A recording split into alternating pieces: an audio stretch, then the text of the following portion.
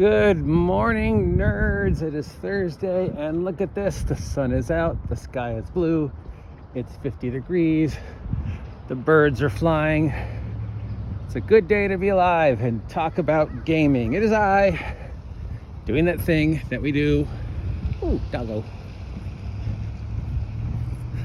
Oh, hi, buddy. Morning. Morning, sir. How are you? Morning, doggy. All the dogs are out. Look at all the doggies. That thing we do where I walk and pontificate on things. This is part 2 of a occasional series we've been doing called What Happens If 2024 D&D Doesn't Sell. As of today, we still have no idea when Wizards is going to announce the release of 2024 Dungeons and Dragons to celebrate the 50th anniversary. You would think by now, what with it being the year of the dragon and everything, but no, they've made sure that we know that it will not be free and available by May, which means June. June is Origins. July is San Diego Comic Book Con, and August, my birthday, is Gen Con. So if we haven't heard anything by Gen Con, it's probably gonna be announced on Gen Con. So we'll have the digital D&D Beyond. Good morning. Good morning. Good morning, dog. We'll have the D&D Beyond digital thingy up for you to buy and store on D&D Beyond. There'll probably be the SRD PDF floating around when it goes live at the convention, be it Origins or Gen Con. I'm thinking Gen Con specifically because, if you remember, they made a big deal about the fact they hadn't been at Gen Con in a while and they were going back to Gen Con. So that makes me think Gen Con. We will see a physical copy. This will be a physical copy that'll be given to the press, to reviewers like Jeannie D, who they know will say good things about it. You know, Bob World Builder, Nerdark, whatever. And then you could go on and rent the digital D&D Beyond copy on D&D Beyond, and they'll say the physical copy is available. But then when people start ordering the physical copies, they'll say the same thing they said with Deck of Many Stupid. It's delayed, the printing issue, something AI art, something racism, something we fired all those people. But what they're really saying is, yeah, it's available. We're just waiting to see how many pre-sales we get, and when we reach a certain amount of number, it'll go on the shelves at Amazon, it'll go on the shelves at Target, and maybe you'll be able to get it on D&D Beyond physical store, and maybe your friendly local game store might get a copy. But what if those copies don't sell?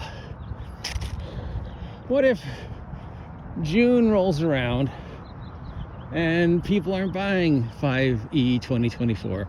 July, people aren't buying it. August, people aren't buying it. September, October, going into Black Friday, it's just not moving. Then what? How does Wizards pivot? Because right now, I don't know anybody who matters who is gonna buy it. Howdy. Hi, dog. Now, I'm not saying no one on the planet's gonna buy it. We know people are gonna buy it. Curiosity people will buy it. People who are just coming into the hobby will buy it.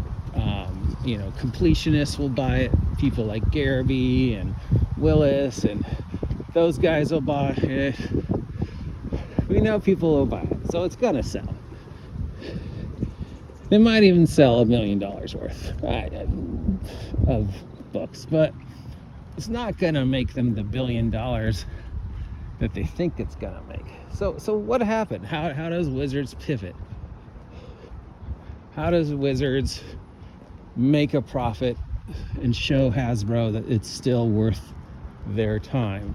And will they be able to, howdy, hi dog, will they be able to live up to the press that they've been spouting out about all their plans since 2020?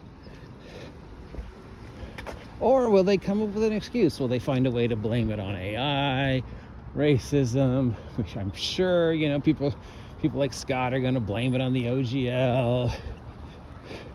People like this new guy, Chancer, are going to blame it on the OGL, blame it on me. It's my fault, D&D 2024 didn't sell. So what happened? What does Wizards do? What do the competitors do? You're a competitor. Do you put your product out before June? Or you do put it out in 2025? Rumor is we're going to see Daggerheart in 2025, which kind of makes sense. But what do you do? What do you do? How do you pivot? How do you make money off of a product that doesn't really seem to have that much excitement about it? I mean, am I wrong? Does it just feel like nobody really wants this? There's not a lot of excitement. Even Wizards doesn't really feel excited about it. They're not celebrating the 50th anniversary the way you think we would. I mean, nobody is really. Where are the 50th anniversary Dungeons and Dragons celebrations? Other than the Tunnels and Troll Lord Games announcement, really nothing. Nothing is really going on. I mean, yeah, we could say it's still too early. It's still too early. Wait till the summer. Wait till everybody's out of school. Wait till the, gift giving season starts. Wait till the year of the dragon is actually official, right? Wait, it's still early. It's only February. The pendulum really doesn't start moving to March, April, May, going into con season, going into summer, going into the holidays. So the fact that we haven't seen anything, but you would think there'd be something. So what do you do? Now, any other company, you pivot. You find a way to make an omelet out of the eggs you broke, right? You put up a new commercial with a woman in a bikini eating a burger next to an American flag, a truck, and a bald eagle, right? You pivot. But this is Hasbro. This is Wizards. And they're consistently showing us that they're just failing forward. That they're just self-destructive. That none of their choices make sense. That they go against everything that you would think is a good common sense business practice. And yet somehow they still manage to emerge relatively okay. So they have some bad press. So some people get fired. They're still, hey, we're still here. Magic. Now here's the thing, and I've said this before and I've said this again, and we discussed this 2 weeks ago with the sale of D&D. The weakest link in the D&D food chain right now is 2024 Dungeons and Dragons the game. That's the weakest link. If that doesn't really sell for them, well, it's going to be a loss, but not that much of a loss. Because really, what you're banking on, if you're Hasbro, is the 2024 excitement over any video shit that comes out, games or whatever. What the fuck is that? Are those real?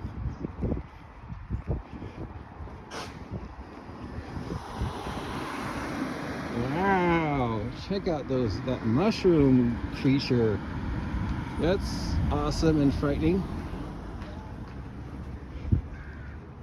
You're counting on the video game. And if you're Hasbro merchandising, you're not counting on the 2024 excitement over the game.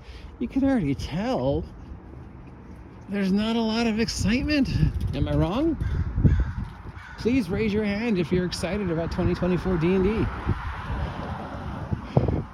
But D&D 50th anniversary birthday cake, D&D 50th anniversary paper plates, D&D 50th anniversary the calendar, D&D 50th anniversary the soundtrack, D&D 50th anniversary the art book, D&D 50th anniversary the documentary, D&D 50th anniversary the t-shirts, the lunchbox, the breakfast cereal, the hot pockets, the flamethrowers. The selling the IPs to other people to do the 50th anniversary work for you, starting in July at San Diego Comic Book Con and running all the way through Black Friday and going into Christmas. That's your money, right? That's what Hasbro's counting on. Of the Dungeons and Dragons franchise, that's the strongest. The strongest is the toys, the merchandising, the t-shirts, the breakfast cereals. The second strongest is the video game shit. And your third strongest is the nostalgia / tabletop role-playing game. That's your weakest link. That's the one where Hasbro's going, fuck it. It didn't sell. We made $1 million. The collectors bought it, whatever. What they're really looking at is the 50th anniversary merch. If that makes them the kind of, the $1 billion Dungeons and Dragons has to make them this year, Hasbro wins. They fail forward again. And it's like, even with doing the least amount of work, they managed to make their money. They managed to keep the brand viable. The t-shirt sells, the action figures sell, the breakfast cereal sell. They're happy. Video game, anything they do, 50th anniversary DLC for Baldur's Gate 3, whatever. 50th anniversary Dungeons and Dragons skins for Fortnite. That's pure cash for them. That's what they're counting on. If, what's this new guy, Chaucer and Garrity and these other fucking shills are the only people that buy the Player's Handbook in 2024, no big deal. They're already expecting to take a loss on that. That's why they fired so many people. They don't care about D&D physical. They've made that perfectly clear. Time and time again, they've made it perfectly clear. There is no future for D&D physical as far as they're concerned. The future is D&D Beyond, D&D Digital, D&D the brand. So D&D physical role-playing game, if it doesn't sell, which I don't think it will. I could be wrong, but it just doesn't feel like it.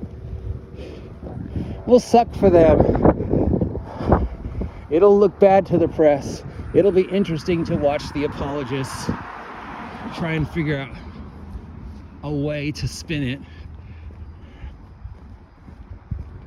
But what they're counting on is that San Diego Comic Book Con through Black Friday sales of the merch. If that makes them the $1 billion, they're happy. If it doesn't, then yeah, more heads are gonna roll at the end of the year this year. At least that's what I think. Am I wrong? Let me know.